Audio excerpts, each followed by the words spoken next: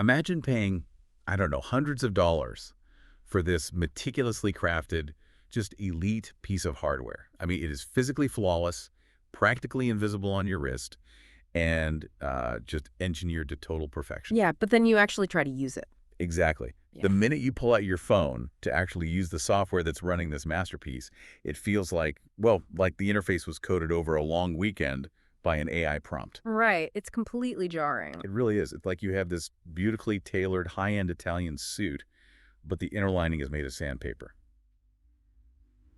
So welcome to today's deep dive. We are looking at a brutally honest 30-day hands-on review of the newly released Fitbit Air. And this is such a massive tension in consumer technology right now. Definitely. And our core mission today is to help you figure out if piecing together a sort of Frankenstein wearable, where you mix one company's elite physical hardware with a completely different company's software app, is actually the ultimate life hack for your fitness tracking. Or just a fast track to a migraine. Exactly. So we are going to get you the absolute best nuggets of insight here, basically saving you from having to spend 30 days testing this device yourself. Because the reviewer really did live with this thing day in, day out for a solid month, testing it specifically as a minimal, low-profile alternative to the Whoop band. Right. This wasn't just some quick unboxing video. No, not at all. This was a real test of the actual daily friction of using the device. And, the overarching theme here is just this stark contrast between physical engineering that operates at an absolute elite level and a digital experience that just completely trips over its own shoelaces. Yeah, so before we get into that software disaster, we really have to establish why the reviewer didn't just, rip this thing off their wrist and throw it in the trash on day 2. Which is a totally fair question. Right. Which leads us straight into the physical design of the Fitbit Air. Okay, let's unpack this. The physical execution here is a massive win. Oh, absolutely. I mean, it is screenless, it is ultra lightweight, and it has an incredibly low profile. Like, think about the traditional smartwatch for a second. Wearing one often feels like you are strapping a needy Tamagotchi to your wrist. Yeah. That is the perfect way to describe it. It's bulky. It catches on your shirt sleeve. It lights up in a dark movie theater.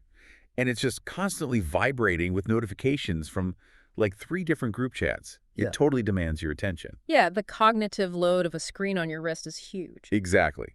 But in stark contrast, the reviewer describes the Fitbit Air as like a perfectly tailored, invisible piece of clothing. You only really know it's there when you actually need it. It just sits perfectly flush against the skin. And that concept of an invisible wearable, that is the holy grail for hardware engineers in the space right now. Oh, for sure. Because true wearable success, especially for a device that's meant to track your sleep and your, 24/7 recovery metrics, it is entirely about reducing physical friction. Right, because if it's annoying, you just take it off. Exactly. If you are highly sensitive to wearing things on your body all day, a bulky watch is just a non-starter. You'll take it off to type on your laptop, or you'll take it off to sleep because it digs into your wrist. And then certainly you have massive gaps in your health data. Right. So by completely removing the screen, Google basically stripped away the physical bulk and that psychological distraction. The reviewer explicitly notes that half the time, they completely forgot they even had the device on. Which is honestly probably the highest compliment you can give a health tracker. Totally. But, if you're going to make a device that feather light and that low profile, you run headfirst into a physics problem. You still have to pack incredibly powerful, highly sensitive sensors into a space roughly the size of a bandage. Right, and those sensors have to run all day and all night. Exactly. Which naturally introduces the constraint of power consumption. You are demanding continuous data collection, but you just don't have the physical real estate for a massive battery. Right. And Google's marketing materials really hype up a 7-day battery life. Yeah, they do. But after 30 days of real-world testing, the reviewer found it maxed out at about 5 days. Which is a bit of a drop. It is. But what's really interesting is that the drop from 7 days to 5 days isn't just a standard case of inflated marketing. The review highlights this fascinating mechanical reality called the skin tone variable. I was really hoping we would get into this because the mechanics behind it are just fascinating. What's fascinating here is how physiological differences literally directly dictate hardware efficiency. So the Fitbit Air, like most wearables, uses optical sensors to read your blood flow and your heart rate. Right. It shines a light into your skin. Exactly. It shines a green light into your skin and measures how that light reflects off your blood vessels. But melanin absorbs light. It does. Melanin absorbs light incredibly efficiently. So, to get an accurate reading of the blood flow beneath the skin for a user with a darker complexion, well, those optical sensors physically have to work harder. Wow, so it just has to crank up the brightness? Yeah. Pretty much. The device has to pump out a much higher intensity of light to penetrate the higher melanin levels and bounce back a clear signal. And emitting more intense light requires drawing significantly more power from that tiny battery. That makes total sense, but it's something you never really think about. Right, and this is why understanding the underlying mechanism matters for you as a user. Tech specs on a website are never a universal guarantee. Biological realities frequently force the engineering to use more energy just to achieve the exact same baseline functionality. It is such a brilliant observation of how human biology actually interacts with hardware.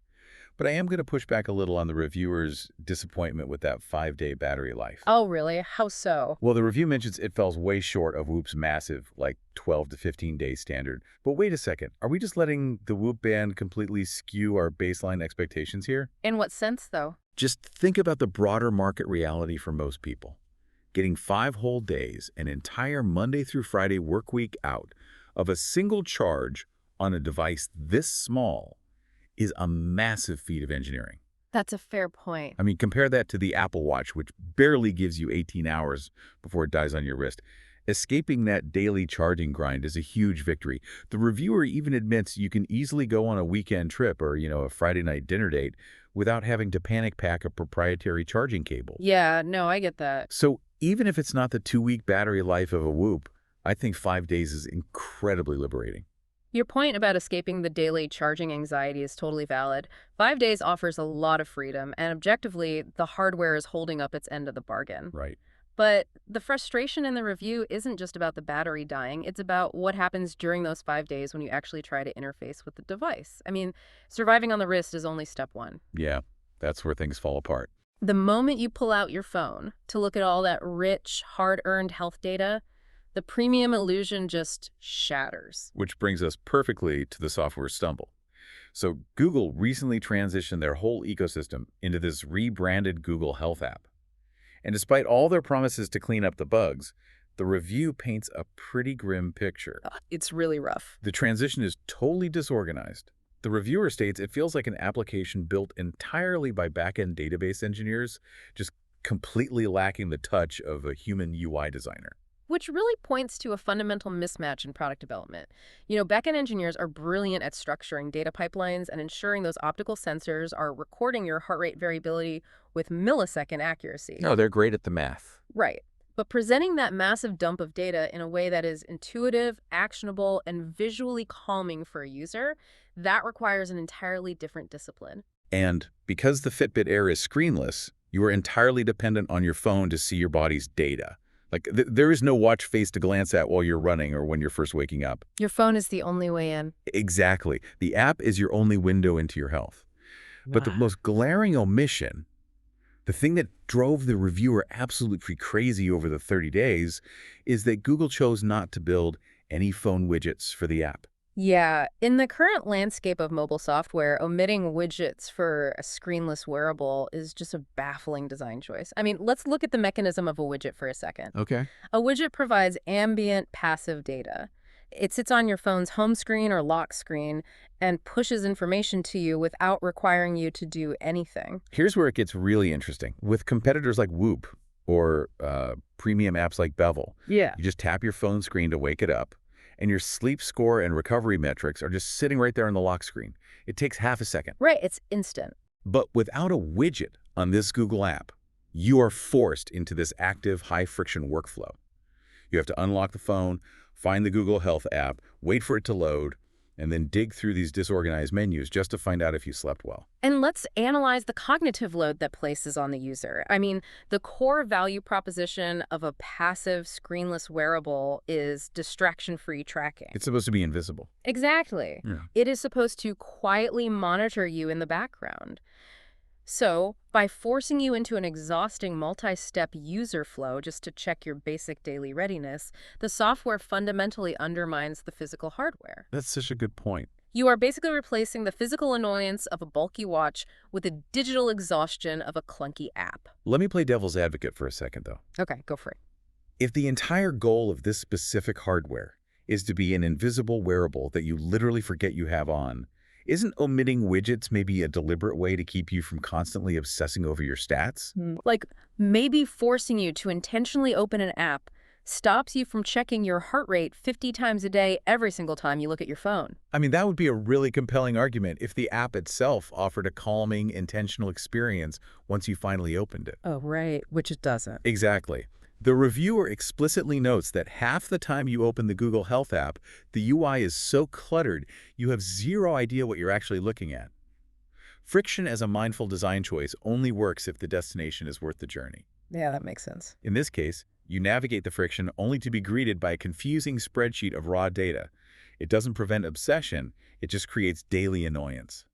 So you basically have this masterclass in physical industrial design that's totally bottlenecked by an incredibly frustrating software experience. It's a real shame. At this point in the review, it honestly sounds like an absolute deal breaker. I was fully ready to write the Fitbit Air off as a failed experiment. But just when it seems hopeless, the review reveals this backdoor hack that completely rewrites how you can use this device. And this is the turning point of the entire 30-day test. It completely shifts the conversation from just a product review to a much broader discussion about data pipelines. Yeah, so in recent conversations with Google support, the reviewer confirmed a massive upcoming software update. Google is actually going to allow users to write their Fitbit Air data directly to Apple Health. And if we connect this to the bigger picture, this update completely changes the identity of the Fitbit Air. Right. When you buy an Apple Watch, you use Apple Fitness. Right, exactly. You buy Google hardware, you are locked into Google software. But by opening up the data pipeline to Apple Health, the device fundamentally transforms. Because if the raw data output from those tiny sensors is accurate, you can completely bypass the Google Health app. Like, you literally never have to open it again. Never again. You can pipeline that data straight from the hardware into the iOS ecosystem and have a totally different premium third-party app interpret the data instead. Right. And we should probably explain the mechanics of how this actually works. This happens through something called an API, or an application programming interface. Right. Think of an API as a highly secure digital bridge that allows two competing pieces of software to hand off data. Google doesn't need to send Apple their proprietary sleep algorithms. They just send the raw physiological data. You know, the heartbeats, the temperature fluctuations. Wait, so the Google app literally just sits quietly in the background, acting as a bridge. Precisely. The Google app just runs in the background to catch the Bluetooth signal from your wrist and instantly passes it through the API bridge into Apple Health. Wow. And once the raw data is in Apple Health, any app you give permission to can just pick it up and run with it. Specifically, the reviewer points to an app called Bevel. Yes, Bevel. The review describes Bevel as basically everything the Google Health app is not. It's stunningly beautiful, highly intuitive, mathematically rigorous, and crucially, it has incredible interactive home screen widgets. Right. So what is happening here is the Fitbit Air ceases to be a comprehensive smart device. It turns into what the tech industry calls a dumb pipe. A dumb pipe. I love that term. Yeah, it becomes a premium data pass-through. You are purchasing elite physical engineering strictly to feed a superior software algorithm that lives somewhere else. You get the physical invisibility of Google's hardware on your wrist, married to the pristine, glanceable UI of Bevel on your phone screen. So what does this all mean for the listener? I mean, is piecing together a Frankenstein tech stack, buying a $300 piece of hardware from company A just to feed data into a subscription app from company B actually a sustainable way to manage your health tracking? Or is it just a gimmick? Right. Is this just an exhausting workaround for hardcore tech nerds who love tinkering with settings? Well, this raises an important question about user agency. For someone who just wants a flawless, integrated experience right out of the box, like an Apple Watch, for instance, building a Frankenstein stack can feel super daunting. Oh, for sure. You have to ensure the APIs are communicating. You have to manage write permissions in Apple Health. And, you know, if an iOS update temporarily breaks the sync, you have to troubleshoot it yourself. Yeah, if you want zero setup, this sounds like a total headache waiting to happen. It does. However, we are seeing a massive trend toward unbundling in the tech world. People are increasingly frustrated by mediocre walled gardens. If you demand the extreme physical comfort of the Fitbit Air, but you absolutely refuse to tolerate bad software, this is actually an incredibly sustainable solution. Because once it's set up, it's done. Exactly. It requires maybe 10 minutes of initial setup to authorize the data flow, but once that digital bridge is built, the daily experience becomes entirely effortless. You just wake up, look at the Bevel widget on your lock screen, and go about your day. All right, let's summarize the final verdict for you, the listener, because there are a lot of moving parts here. Mm. We've looked at the beautiful, invisible hardware. We've unpacked the surprisingly solid 5-day battery life and the physics of the skin tone variable. Right. We've covered the frustrating widgetless native software and, of course, this incredible API data bypass hack. So the bottom line is this. If you expect a flawless, standalone whoop killer right out of the box, the Fitbit Air is going to drive you up the wall. The buggy ecosystem will just cause far too much daily friction. But if you are willing to embrace the hack, if you are willing to use this brilliantly engineered hardware purely as a dumb pipe to funnel data into a superior iOS app like Bevel, it might just be the absolute perfect addition to your wrist. You completely sidestep the software flaws. Exactly. You get the best physical hardware paired with the best digital interface. It is the ultimate best of both worlds scenario for anyone willing to tinker for just, 10 minutes. But before we wrap up today's deep dive, there was one final thought tucked at the very end of the review that really stuck with me. Oh yeah, the acquisition theory. Yes. The reviewer lays out this dream scenario where Apple just decides to acquire a company like Bevel and create their own screenless tracker. Which points to a really fascinating shift in where the actual value lies in the tech industry right now. How so? Well, if elite physical hardware is essentially just becoming an invisible data pass-through, and all the actual value, the daily user interaction and the fierce brand loyalty lies in the softer algorithms of apps like Bevel, it really makes you wonder about the hardware business models of tomorrow. Right.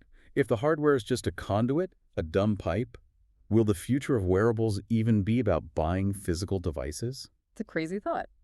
Or will tech monoliths eventually just give the physical trackers away for free? Or maybe at a massive loss, just to lock you into their lucrative monthly software subscriptions? Like, will we just get free rings and bands in the mail as long as we agree to pay $20 a month for the app that interprets the data? I mean, it is the classic razor and blades business model, just updated for the algorithmic age.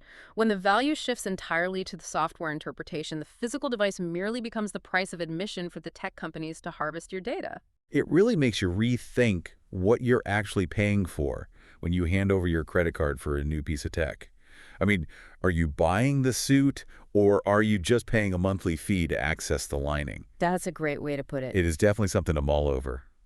We invite you to ponder that exact question until our next deep dive. Don't let your tech dictate your friction when you have the tools to hack together a masterpiece. Thanks for joining us today, and we'll catch you next time.